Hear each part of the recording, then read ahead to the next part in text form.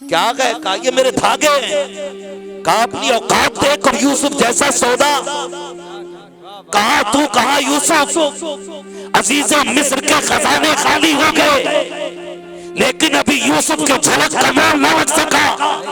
तू किधर जा रही है? उसने कहा हट पगला, जाने दो, कम से कम उसके खरीदारों की लाइन में खड़े तो हो जाएंगे। अल्लाह जब क़यामत में यूसुफ के खरीदारों को आवाज देकर इज्जत देगा तो जहां अजीज़ों मिस्र को इज्जत मिलेगी, वहां मुझ जैसी गरीब बूढ़े को भी इज्जत अता कर।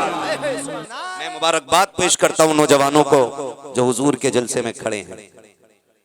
मैं इसको ऐब नहीं समझता हूं, मैं इसको हुजूर से मोहब्बत समझ रहा हूं कि आज जरूरत है दीन की तो हम मैदान में खड़े हो गए हैं।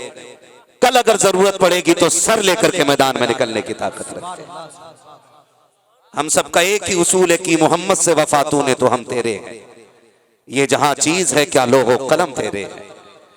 मैं मुबारकबाद पेश करता हूं तमाम अराकीन मदरसा को कि आपकी मेहनतें रंग लाई।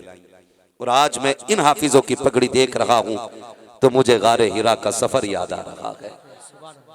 वो पहला हुजूर तक आने वाला पैगाम याद आ रहा है। यकीन जाने आज उम्मत मुस्लिमा जिस मकाम पर खड़ी है वो किसी भी दानव बीना शख्स से पोशीदा नहीं है। और हर शख्स इतना बेचैन है अंदर से, सब ये चाहते हैं कि मेरी बेचैनी कैसे दूर होगी। हमारे पास गाड़ियां हैं, सुकून नहीं, बंगला है, सुकून नहीं, अच्छा परिवार है, सुकून नहीं, शान की जिंदगी है, सुकून नहीं, अच्छी रोटी रोजी है, सुकून नहीं। बेचैनी क्यों है? तो याद रखो, बस मेरी समझ में सिर्फ इतना आता है कि बेचैनी की सबसे बड़ी वजह यह है कि हमारे रिश्ते अल्लाह रसूल से टूट चुके हैं, कमजोर हो गए हमारे रिश्ते। मैं खाली गोश्त खाने को हुजूर से रिश्ते का मतलब नहीं समझता हूं। मैं सिर्फ महीने में एक बार 11वीं कर लेने को हुजूर का रिश्तेदार नहीं मानता हूं। साल में एक मर्तबा 12वीं कर लेने का मतलब हुजूर की गुलामी नहीं। मैं तो ये चाहता हूं हर नजर में हुजूर के इश्क के जलवे नजर आने चाहिए।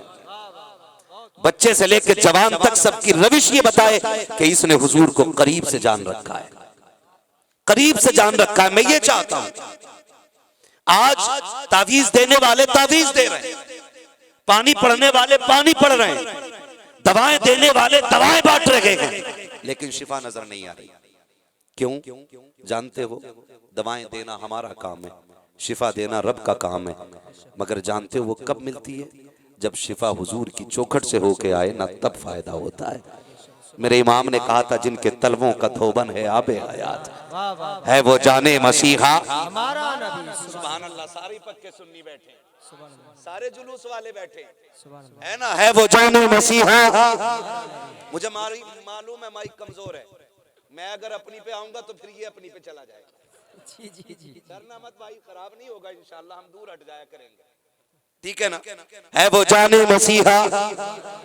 नौजवानों, नात आपसे पढ़वाई जाती है, इसका मतलब ये नहीं हमें रंग में आना है, हमें मौज करनी है, हमें मजे लेने ना। जल से लज्जते के लिए नहीं, जल से मूड बनाने के लिए नहीं, जल से तकदीर बनाने के लिए होते हैं। और ये उलमा हमारे शुआरा नुकबा आपसे क्यों कहते हैं कि भाई आप भी पढ़ें, आप भी पढ़ें? वजह क्या है? वजह यह है कि जब क़यामत में हजरत हसन को आवाज़ लग रही हो, उनके सदक़े में इमाम अहमद रज़ा खान को आवाज़ लग रही हो, फिर उनके सदक़े में हम सारे सुन्नी मुसलमानों को आवाज़ लगने लग जाए। नात खानी का मतलब ये नहीं कि पूरा हदाइक़ बख्शिश का दीवान बंदे के सीने में हो। नात खां होने का मतलब ये नहीं है कि सामान बख्शिश पूरा सीने में होना चाहिए। नात खानी का मतलब ये है, और नात खां का मतलब ये है अगर एक भी मिसरा आता हो तो हुजूर का गुनगुनाते रहना चाहिए।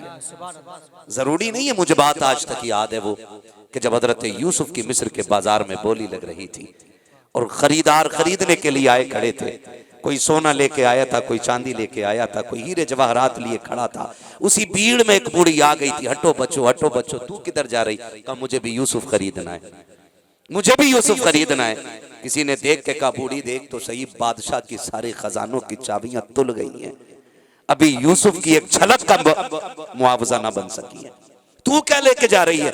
उसने धागे दिखा के कहा था पूरी जिंदगी की कमाई लेके जा रही हूँ। क्या गए? कहा ये मेरे धागे हैं। कहा अपनी औकात देख और यूसुफ जैसा सौदा। कहा तू कहा यूसुफ, अजीजा मिस्र के खजाने खाली हो गए, लेकिन अभी यूसुफ के झलक का मोल न लग सका। तू किधर जा रही है? उसने कहा हट पगला, जाने दो, कम से कम उसके खरीदारों की लाइन में खड़े तो हो जाएंगे। अल्लाह जब क़यामत में यूसुफ के खरीदारों को आवाज देगा, इज्जत देगा, तो जहां अजीजों मिस्र को इज्जत मिलेगी, वहां मुझ जैसी गरीब पूरे को भी इज्जत अता कर। नारे तकबीर, नारे रिसालत, फैज़ाने सरकारे मदीना, जलसाए दस्तारबंदी के अल्लामा मौलाना मुफ्ती हम्माद रज़ा साहिब किबला, खलीफा सरकार वैसे मिल्लत, नारे तकबीर, नारे रिसालत। और मैं आज अपने आप को मुकद्दर का धनी समझ रहा हूँ, इसलिए कि आज मैं सैयदों का मेहमान बन गया। सैयद कौन होते हैं? कौन होते सैयद? मेरी औकात क्या मैं बताऊं? मेरे इमाम ने कलम तोड़ दिया, तेरी नस्ल पाक में है बच्चा बच्चा नूर का। हाँ, हमें इन्होंने कुर्सी पे बैठा रखा, ये इनका करम है, वरना कुर्सी के मालिक ये हैं या इनके जद्दे अमजद हैं? अपना है ही क्या? और अगर हम कुर्सी पे बैठे तो कोई ये ना समझे ये जुब्बे खुब्बे वाला बड़ा होगा, ये छोटे होंगे। नहीं, ये अलग बात है, खामोश खड़े रहते हैं। फिर भी जो लोग बड़े हैं वो बड़े रहते हैं। ऐसे असलाफ से मिलता है हमारा शजरा, जिनके कदमों में कई ताज पड़े रहते हैं। ये बहुत बड़े लोग हैं, इन्होंने यहाँ बैठना का मौका दिया, ये इनकी करम फरमाइए। सैयद कौन होते हैं? मेरा इमाम कहता तेरी नस्ल पाक में है बच्चा बच्चा नूर का, तू है ऐने नूर तेरा। जो बरेलवी हैं वही बोलें, मुझे किसी सड़ियल की कोई जरूरत भी नहीं है। हाँ, मैं बहुत खरा बंदा हूँ भाई, और मुझे खरे ही लोग पसंद है, लेकिन मैं किसी सुले कुल्ली वहाबी को भगाता नहीं हूँ। मैं कहता हूँ बैठ के सुनो हमारी बात। गैरों से कहा तुमने, गैरों से सुना तुमने, कुछ हमसे कहा होता, कुछ हमसे सुना होता। बिला वजह गालियां देते हो सुन्नियों को, सुन्नी यूं होते हैं यूं होते हैं। बैठना, आला हजरत वालों की बातें सुन। हमारा ईमान कहता है सलाम होते होते तुझे कहना पड़ेगा मैं मुजरिम हूँ आका मुझे साथ ले लो, कि रस्ते में है जा वजह थाने वाले। तो मसला यहाँ छुपा के नहीं, यहाँ मसला सारा छाप के रहेगा। हाँ, तवज्जो है सारे लोगों की। सैयद कौन होते? मैं दो बातों में बात खत्म कर दूं। किसी ने इमाम शाफई से कहा था हुजूर आप बताएं सैयद कौन होते हैं? इमाम शाफई ने कहा था बस इतना समझ लो, अगर इन पे दुरूद ना पढ़ा जाए तो हमारी नमाज मुकम्मल नहीं होती। खत्म बात। अगर इन पे दुरूद ना पढ़ा जाए तो हमारी नमाज मुकम्मल नहीं होती है। आज मैं उनका मेहमान बन गया हूं, तो आज मैं डर के नहीं खुल के बात करूंगा। जरा कह दें या रसूल अल्लाह। सलामत ने डर क्यों रहे हैं? आज तक जिसने हाथ उठा के सुभान अल्लाह कहा वो मरा नहीं है फौरन। बोले जरा सारे या रसूल अल्लाह, और जोर से बोले या रसूल अल्लाह। सरकार ये नाज ये अंदाज हमारे नहीं होते, झोली में अगर टुकड़े तुम्हारे नहीं होते, मिलती ना अगर भीख हुजूर आपके दर से, इस शान से मंगतों के गुजारे नहीं होते। और बेदाम ही बिक जाइए बाजारे नबी में, इस शान के सौदों में खसारे नहीं होते, इस शान के सौदे में खसारे नहीं होते। और मेरा इमाम तो और आगे बढ़ के कहता है, और आगे बढ़ के कहता लुत्फ उनका आम हो ही जाएगा। मेरा भाई मुझसे कह रहा था एक बच्चा कि दो शेर नात के पढ़ देना। क्या मेरी आवाज तो सैयद साहब जैसी नहीं है, लेकिन जैसी भी हूँ हाजिर, जैसी भी आवाज है मैं हाजिर हूँ, ठीक है ना? तरन्नुम में हो तब भी नात है और तहत में हो तब भी नात है, ठीक है ना? बोले जरा सुभान अल्लाह। लुत्फ उनका आम हो ही जाएगा, शाद हर नाकाम हो ही जाएगा। कितनी बड़ी बात कहते हैं, जान दे दो वादे दीदार पर, जान दे दो वादे दीदार पर, नक़द अपना दाम हो ही जाएगा। और बेनिशानों के निशान मिटते नहीं, बेनिशानों के निशान मिटते नहीं, बेनिशानों के निशान, बेनिशानों के निशान मिटते नहीं, मिटते मिटते नाम हो ही जाएगा।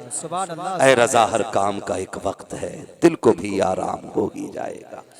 आज इस इदारे के सहन में बैठे हो, मुझे याद आ रहा है मेरा नबी इस दुनिया पे जलवागर हुआ। इस बात में ना पढ़ना, मैं जाहिरी बात कर रहा हूँ, कोई ये ना कि हुजूर पैदा ही तब हुए थे ना, मैं पैदा होने की बात नहीं कर रहा हूँ, तख्लीक की बात नहीं कर रहा हूँ मैं हुजूर की, मैं बात कर रहा हूँ हुजूर की आमद की दुनिया में। वरना कोई आके तुमसे कह सकता जी नो, बातें बहुत बनाते लोग ना, कि 40 साल की उम्र में नबी बने थे, माज़अल्लाह। और वो तब आए थे, ऐसे आए थे, हम सुन्नियों का अकीदा है उम्र लाखों बरस की तेरी मगर है ताज़ा शबाब तेरा। भाई कितनी उम्र है मेरे नबी की। कुन्तु नबिय्यन व आदम बैनल माई वत्तीन। आका कहते मैं तब भी नबी था जब आदम बनाए जा रहे थे, है ना, हुजूर तब भी नबी थे। तो मैं बस जाहिरी तौर पे बात कर रहा हूँ, हुजूर तशरीफ फरमा हुए। हुजूर ने कायनात को देखा, हालात देखे। हुजूर उस जमीन पे जलवगर हो रहे हैं जहां जमीन भी पत्थर की है और दिल भी पत्थर के हैं, जहां सारे सितम मौजूद थे, जहां बेटियों के कत्ल से लेकर के जिनाकारी और शराबखोरी तक आम थी। हुजूर उस जमीन पे जलवगर हो रहे हैं जहां भाई को भाई की तमीज नहीं थी और बाप को बेटे की अपनी जागीर समझा करते थे।